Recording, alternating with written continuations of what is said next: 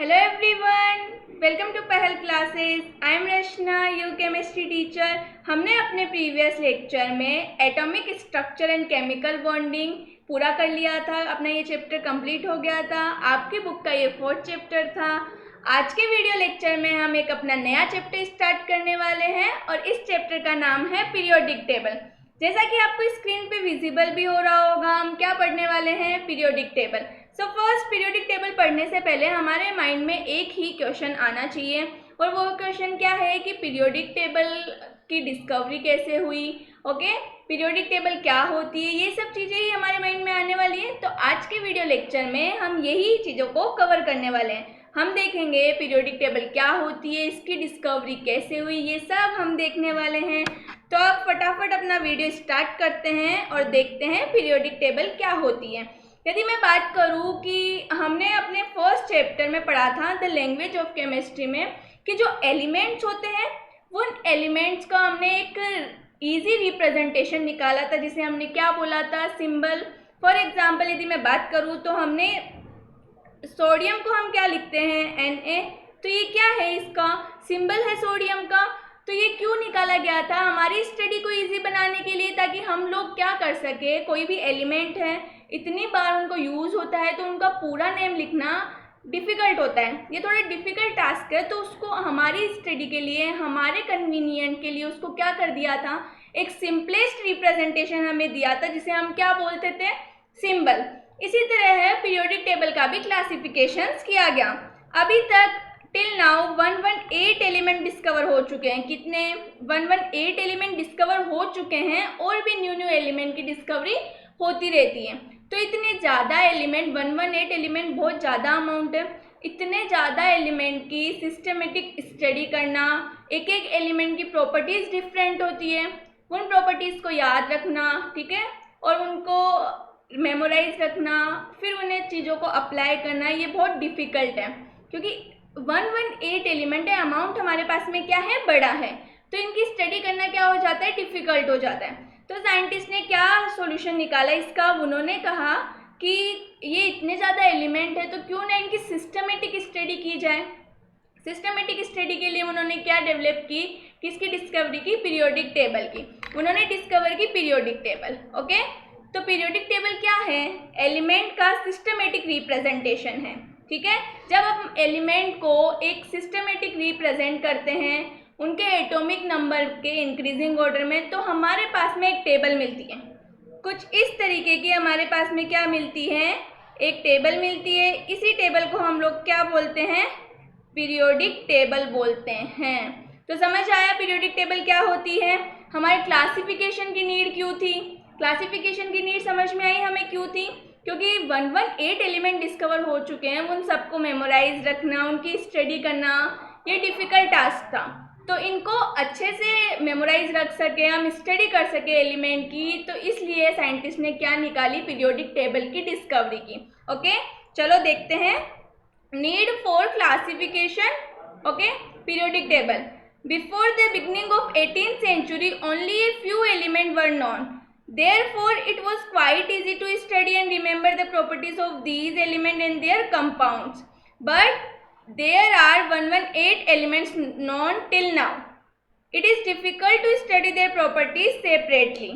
So, in order to make their study easy, classification of elements is done. तो classification क्यों हुआ था, elements की स्टडी को इजी बनाने के लिए क्या किया गया था, क्लासिफिकेशन किया गया था। तो ये क्लासिफिकेशन जो हुआ वो किस वे में हेल्प करता है, ठीक है। जो भी क्लासिफिकेशन पीरियोडिक टेबल का किया था वो बहुत तरीकों से हेल्पफुल था।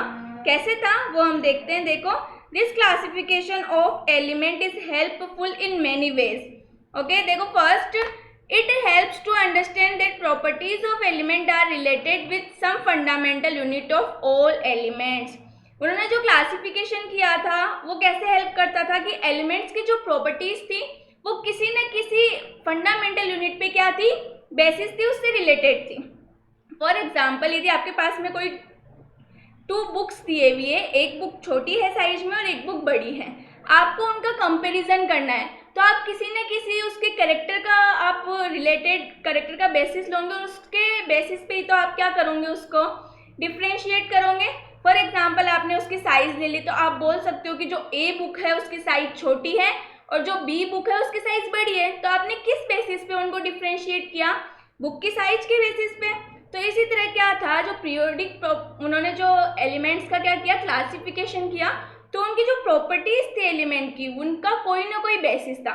For example properties, atomic masses से रिलेटेड प्रॉपर्टीज का बेसिस उन्होंने बनाया, तो उनकी प्रॉपर्टीज उससे रिलेटेड होती थी। ठीक है, तो समझ आया, उनका जो क्लासिफिकेशन किया गया था वो किसी न किसी प्रॉपर्टीज पे क्या था, बेस था।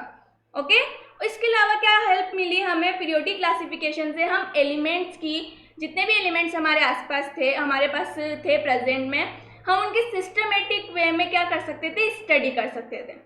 पहले तो क्या था, एलिमेंट्स अलग अलग थे, उनकी स्टडी करना डिफिकल्ट था, लेकिन जैसे ही पीरियोडिक टेबल की क्या हुई, जैसे ही पीरियोडिक टेबल की डिस्कवरी हुई तो एलिमेंट को क्या किया, क्लासिफाइड किया, और इस क्लासिफिकेशन की वजह से एलिमेंट की स्टडी प्रॉपर हो गई। कितने भी एलिमेंट्स थे उनको प्रॉपर तरीके से और सिस्टमाइज तरीके से हम क्या कर सकते थे, स्टडी कर सकते थे। ओके, थर्ड क्या था, देखो, it simplify and systematize the study of properties of various element and their compounds. It helps to understand the relationship between the different type of element. कोई भी डिफरेंट टाइप के elements आपके पास present है तो उनके बीच में क्या रिलेशनशिप है, ये कौन बताता था, पीरियोडिक टेबल हमें हेल्प करती थी ये जानने में भी।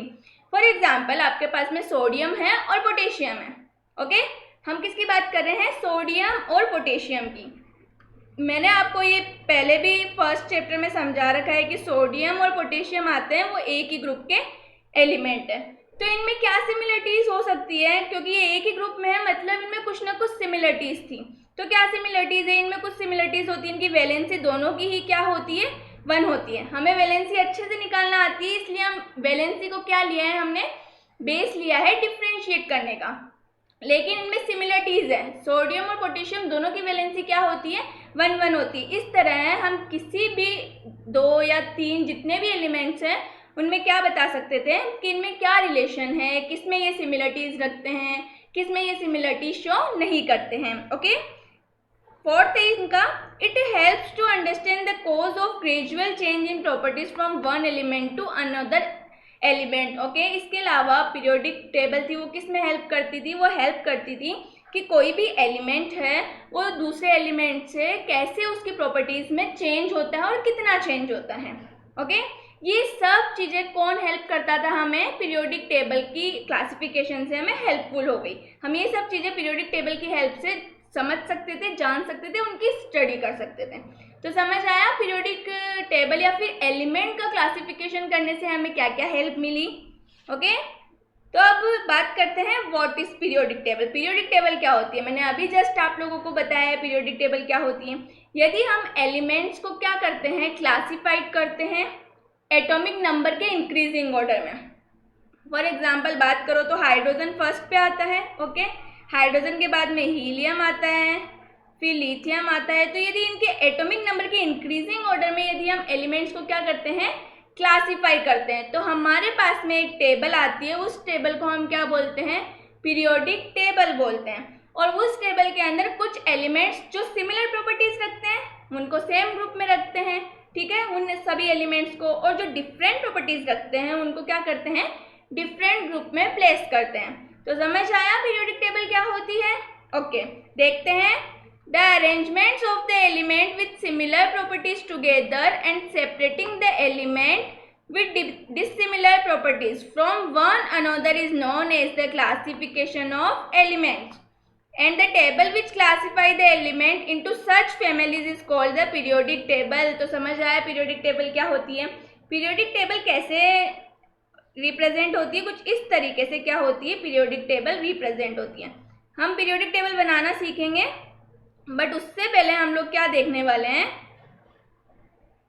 कुछ डिस्कवरीज हुई थी पीरियोडिक टेबल से पहले कि पीरियोडिक टेबल आखिर डिस्कवर कैसे हुई, उसका क्या बेसिस था, वो सब भी तो हमें देखना पड़ेगा। आपको इस तरीके से क्या नजर आती है, पीरियोडिक टेबल नजर आती है, पैटर्न कुछ इस तरीके का होता है। जब हम एलिमेंट को क्लासीफाई करते हैं तो आपको ऐसी टेबल मिलती है। इस टेबल को हम क्या बोलते हैं, पीरियोडिक टेबल बोलते हैं। आगे चलते हैं और देखते हैं अटेम्प्ट्स। अर्लियर अटेम्प्ट्स, बहुत सारे अटेम्प्ट हुए पीरियोडिक टेबल को डिस्कवर करने के लिए। जो पीरियोडिक टेबल हम आज पढ़ते हैं वो पीरियोडिक टेबल के लिए बहुत सारी डिस्कवरीज हुई थी। बहुत सारे साइंटिस्ट थे जिन्होंने अलग अलग बेसिस पे क्या दिया था, पीरियोडिक टेबल को डिस्कवर किया था। ओके, वो सब डिस्कवरीज हमें पढ़नी पड़ेगी, तो हम एक एक करके स्टार्ट करेंगे। पहले जो अर्लियर अटेम्प्ट्स हुए थे उनके बारे में देखते हैं। पहले क्या था, बहुत से साइंटिस्ट थे जिन्होंने एलिमेंट को क्लासीफाई करने का ट्राई किया। ओके, उन्होंने एलिमेंट को, कुछ साइंटिस्ट ने रिसर्च की, उन्होंने अपने अपने अकॉर्डिंग अपने अपने बेसिस देके, किसी ने मेटल बताया, किसी ने नॉन मेटल बताया कि केवल मेटल और नॉन मेटल ही एग्जिस्ट होते हैं। तो ऐसे अलग अलग बेस बना के उन लोगों ने थ्योरीज दी और क्या किया, पीरियोडिक टेबल को अटेम्प्ट्स दिए बहुत सारे। तो क्या क्या अटेम्प्ट्स थे वो कुछ हम पढ़ने वाले हैं, देखते हैं। Many attempts have been made by many scientists in order to classify elements. When the elements were discovered, so many patents were proposed, approx 2000. Okay, it is very difficult to memorize properties of so many elements. Therefore, some patents were proposed to make their study easier. अब जो easy way थे या फिर जो बिल्कुल सही थे, little bit सही थे, और जो इजी तरीका था, जो बहुत हद तक पीरियोडिक क्लासिफिकेशन के पास पहुंच गए थे, वो हम क्या पढ़ेंगे, उन्हीं के लॉज हम पढ़ने वाले हैं। तो फर्स्ट लॉ हमारे पास में आता है डॉबर्नियर-स्ट्राइड। ओके, डॉबर्नियर-स्ट्राइड क्या थे, डॉबर्नियर एक साइंटिस्ट हैं। उन्होंने क्या किया, पीरियोडिक टेबल से रिलेटेड वो वर्क कर रहे थे, एलिमेंट को क्लासीफाई करने से रिलेटेड। तो उन्होंने क्या किया, 3 एलिमेंट्स पिक किए। ठीक है, 3 एलिमेंट्स पिक किए और उनका ग्रुप बनाया और उस ग्रुप को नाम दिया ट्राइड्स। ट्राइड्स नाम क्यों दिया, क्योंकि उन्होंने 3 एलिमेंट लिए थे, इसलिए उन्होंने उन्हें क्या बोल दिया, ट्राइड्स बोल दिया। तो डॉबर्नियर एक साइंटिस्ट थे, वो अपना वर्क कर रहे थे एलिमेंट को क्लासीफाइड करने के टाइम पे। तो उन्होंने क्या किया, रिसर्च करते हुए 3 एलिमेंट्स लिए और उनका ग्रुप बनाया। उन 3 एलिमेंट्स के ग्रुप को उन्होंने क्या कहा, ट्राइड्स बोल दिया। ओके, तो उन्होंने ट्राइड्स बोल दिया, अरेंज किया 3 एलिमेंट लेके और उनको ट्राइड्स बोल दिया। फिर अकॉर्डिंग उन्होंने रिसर्च की, तो उन्होंने देखा कि ये जो 3 ग्रुप है, फॉर एग्जांपल मैं आपको बताती हूँ, ए बी सी, उन्होंने 3 ग्रुप लिया। तो उन्होंने क्या स्टेटमेंट दी, उन्होंने बताया, उनका लॉ क्या था कि जो फर्स्ट एलिमेंट होता है और जो सेकेंड एलिमेंट होता है, थर्ड एलिमेंट होता है, 3 ग्रुप था, उसमें फर्स्ट और थर्ड जो एलिमेंट होता है, उन दोनों एलिमेंट का जो एवरेज मास होता है, ठीक है, एवरेज मास होता है, वो इक्वल होता है किसके, मिडल वाले एलिमेंट के। ये किसने कहा, मिडल एलिमेंट के क्या होता है, इक्वल होता है। ये बात किसने कही, डॉबर्नियर ने ये बात बताई। क्या बताया, वापस से स्टेटमेंट सुनो, क्या बोला था उसने, 3 एलिमेंट्स के ट्राइड्स बनाए, ग्रुप बनाया, जिनको क्या बोला, ट्राइड्स बोल दिया।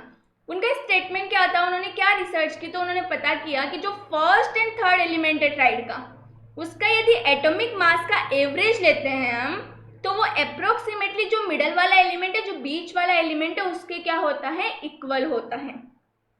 अप्रोक्सीमेटली इक्वल होता है, जरूरी नहीं है पूरा परफेक्ट इक्वल आए, लेकिन अप्रोक्सीमेटली क्या होता है, इक्वल होता है। ये किसने बोला था, डॉबर्नियर ने बोला था। मैं आपको यहाँ पे एग्जाम्पल से समझा रही हूँ। ए और बी का एवरेज मास निकालो, एवरेज मास कैसे निकालते हैं, फॉर एग्जाम्पल ए का जो भी मास है वो, फिर सी का एन डिवाइड बाई 2, ये अप्रोक्स इक्वल किसके होगा, बी के मास के। ये बात किसने बोली थी, डॉबर्नियर ने बोली थी। देख लेते क्या बोला था, he arrange elements in a group of 3 that is known as triads according to Dobereiner arrangement. When these elements are arranged in order of their atomic mass, the atomic mass of the middle element is approximately average of the atomic masses of the other 2 elements. Okay, तो समझ आया उन्होंने क्या बोला था। अब उनके triads थे, उनके एग्जाम्पल्स देखते हैं। आपको यहाँ पे स्क्रीन पे एक एग्जाम्पल नजर आ रहा होगा, lithium, sodium and potassium. Okay, क्या नजर आ रहा है, एग्जाम्पल था उनका first, lithium, sodium and potassium. उन्होंने इन तीनों को लिया और इनका ग्रुप बनाया और इसे क्या नाम दिया, ट्राइड्स नाम दिया। ओके, तो अकॉर्डिंग टू डॉबर्नियर क्या होना चाहिए, लिथियम का मास एंड पोटेशियम का मास का एवरेज किसके इक्वल होना चाहिए, सोडियम के मास के इक्वल होना चाहिए। यही तो लॉ था। तो देखते हैं होता है या नहीं होता है एटॉमिक मास के इक्वल। लिथियम का मास होता है 7, क्या होता है 7, और पोटेशियम का मास होता है 39। इनका एवरेज निकालेंगे हम तो अप्रोक्स किसके इक्वल आएगा 23 के। और सोडियम का मास भी कितना होता है 23। ये हम प्रीवियस चैप्टर्स में पढ़ चुके हैं। ओके, पढ़ा था हमने सोडियम का मास कितना होता है 23 होता है। रिलेटिव एटॉमिक मास पढ़े थे तब भी हमने पढ़ा था।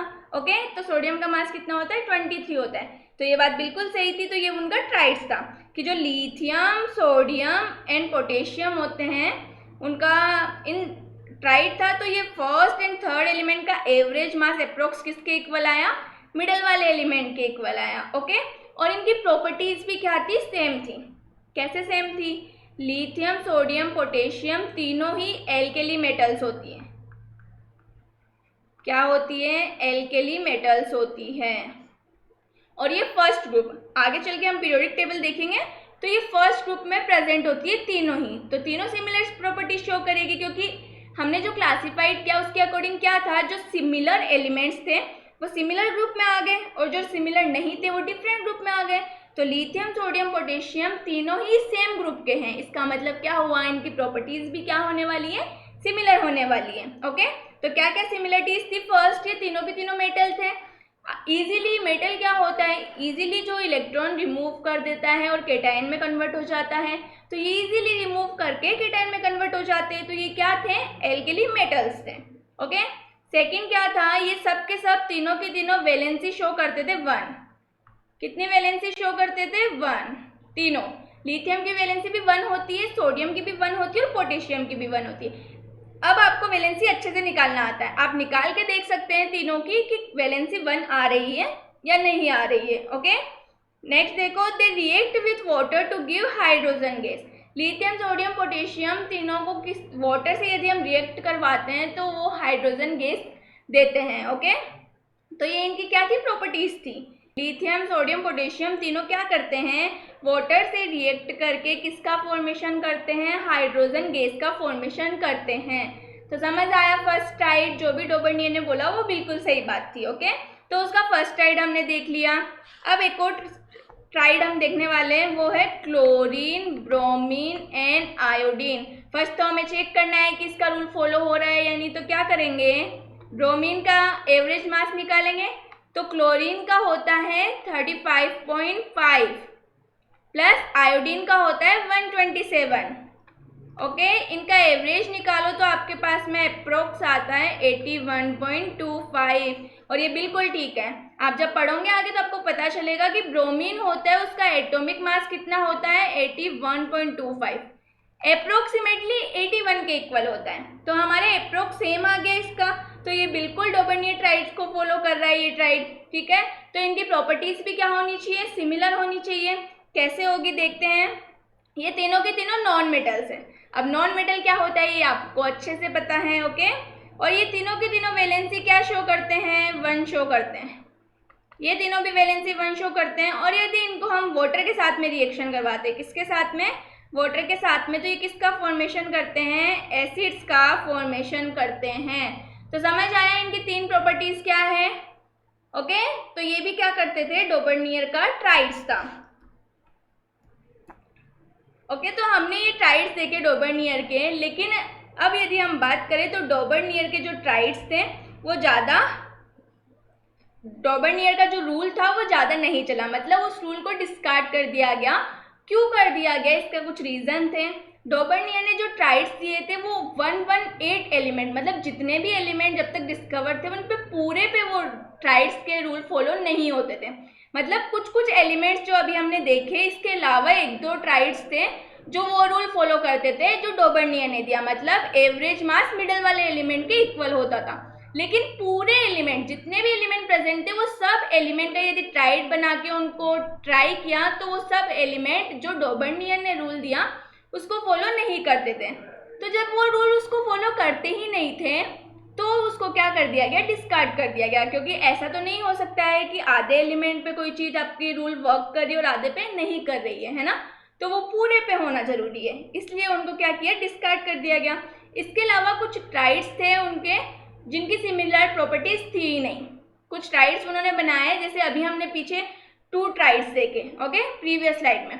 उन दोनों ट्राइड्स की जो तीनों एलिमेंट्स थे उनकी प्रॉपर्टीज क्या थी, सिमिलर थी, प्रॉपर्टीज सिमिलर शो करते थे। लेकिन कुछ कुछ ट्राइड्स उन्होंने इस तरीके के बनाए उनकी प्रॉपर्टीज सिमिलर थी ही नहीं, वो डिफरेंट प्रॉपर्टीज शो करते थे, इसलिए उनके लॉ को क्या किया, डिस्कार्ड कर दिया गया। देखते हैं कुछ reason for discarding the law. Dobereiner law failed to arrange all the then non element in the form of triads.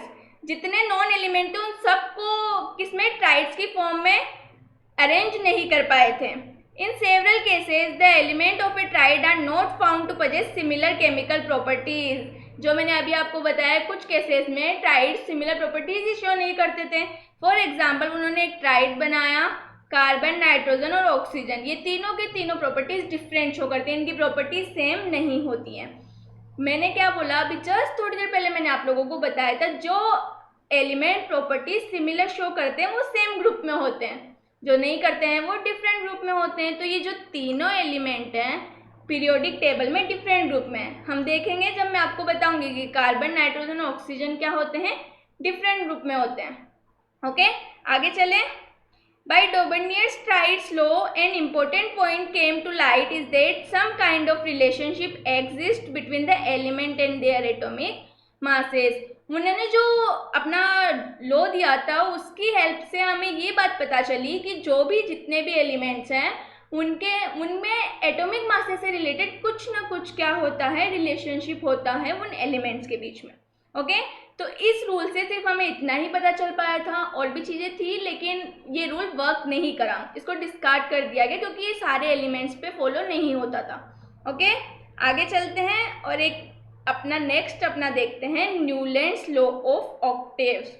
Okay, Newland का ऑक्टेव्स रूल, ये क्या था, न्यूलैंड एक साइंटिस्ट थे, साइंटिस्ट होने के साथ साथ वो म्यूज़िक लवर भी थे, उन्हें म्यूज़िक बहुत पसंद था, वो म्यूज़िक में इंटरेस्ट था उनका बहुत। तो वो क्या करते थे, एक दिन यूं ही वो साइंटिस्ट थे और वो अपनी इसी क्लासिफिकेशन की क्या कर रहे थे, डिस्कवरी कर रहे थे। तो जब उन्होंने क्या किया, म्यूज़िक अपना बजाना, गाना वाना स्टार्ट किया, तो उन्होंने जो एलिमेंट्स होते हैं वो एज ए म्यूज़िकल नोट, ठीक है, म्यूज़िक के क्या होते हैं, 8 नोट्स होते हैं। तो म्यूज़िक के जो 8 नोट होते हैं, तो फर्स्ट नोट होता है लाइक सा, आपको 8 नोट्स पता है, सा, रे, गा, मा, पा, धा, नी, सा। वापस से सा आया, 8 नोट।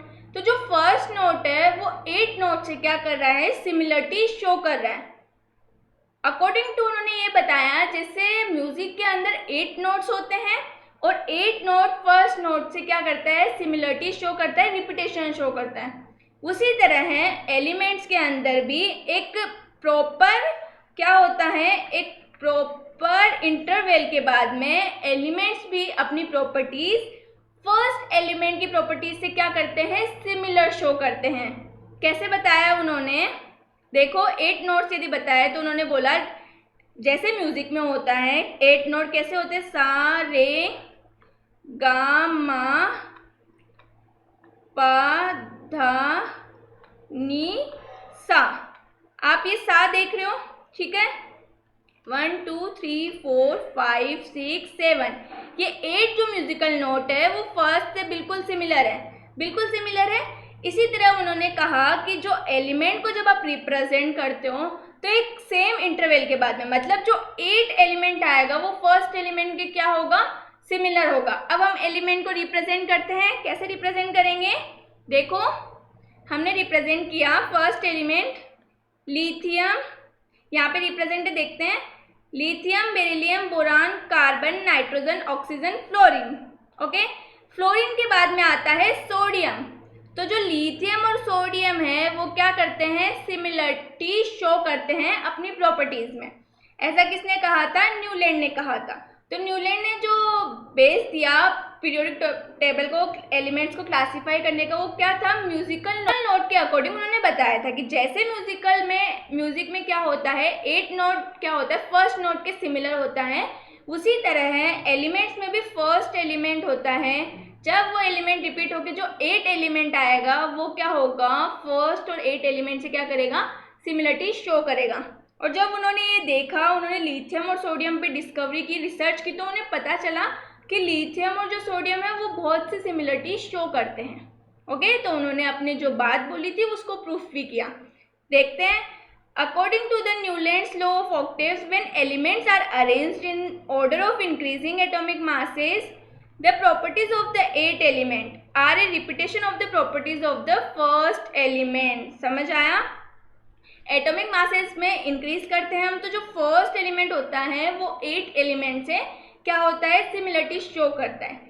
एज म्यूजिकल नोट, ठीक है, जैसे म्यूजिकल का फर्स्ट नोट था वो किससे सिमिलरिटी शो करता है, 8 नोट से, उसी तरीके से एलिमेंट में भी होता है। किसने कहा, ये न्यूलैंड ने बताया।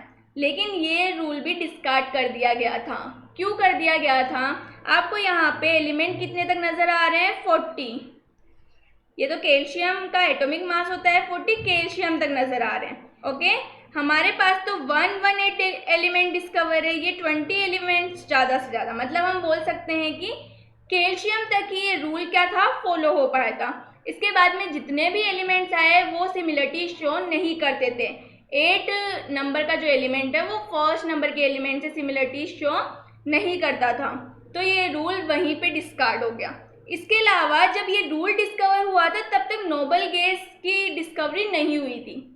जब नोबल गैस डिस्कवर हुई, नोबल गैस डिस्कवरी हुई उनकी, तब पता चला कि जो नोबल गैस की डिस्कवरी हुई है उसके अकॉर्डिंग ये रूल बिल्कुल डिस्कार्ड हो जाता है, ये रूल बिल्कुल फॉलो नहीं होता है, क्योंकि जो 8 नंबर पे है वो नियोन आता है।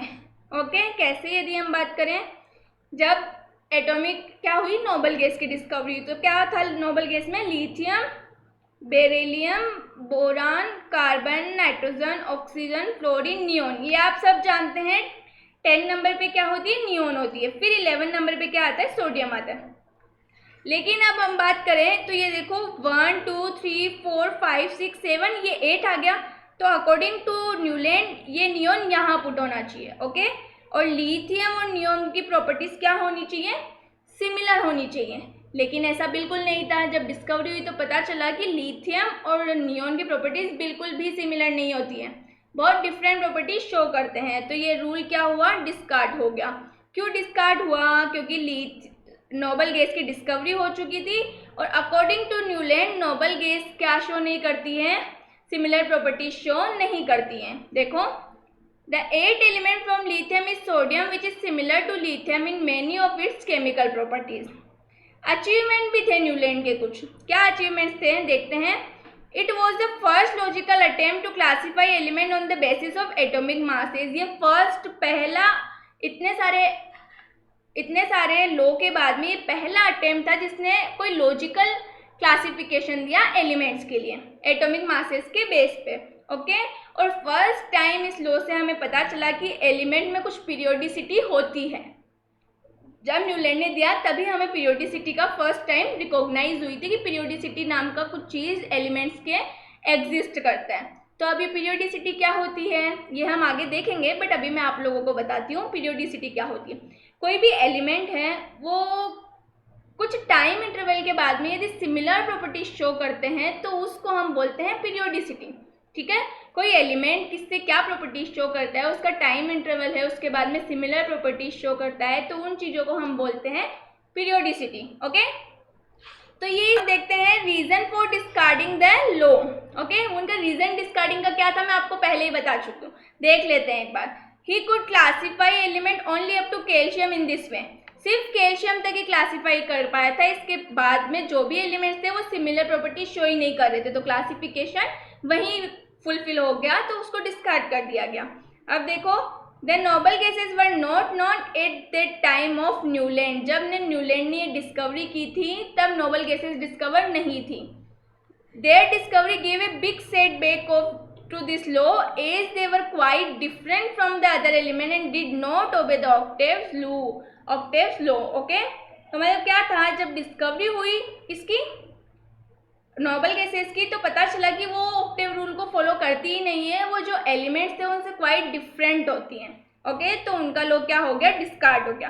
तो हमने देखा उनके लॉ के तो हमने क्या देखा, उनका लॉ जो डिस्कार्ड हो गया था वो रीज़न देख लिए, उनके गिवन लॉ के कुछ बेनिफिट्स थे हमने वो भी देख लिए हैं। ओके, तो आज के लेक्चर में हम लोगों ने क्या क्या पढ़ा, हमने देखा कि क्लासिफिकेशन की नीड क्या थी, इसके अलावा पीरियोडिक टेबल क्या होती है हमने वो भी देखा, और कुछ रूल्स, हमने 2 लॉ देख लिए हैं कि पीरियोडिक टेबल की डिस्कवरी कैसे हुई। फर्स्ट लॉ हमने क्या देखा, डोबेनियर ट्राइड्स, एंड जो सेकंड लॉ था वो क्या था हमारा, न्यूलैंड ऑक्टेव लॉ।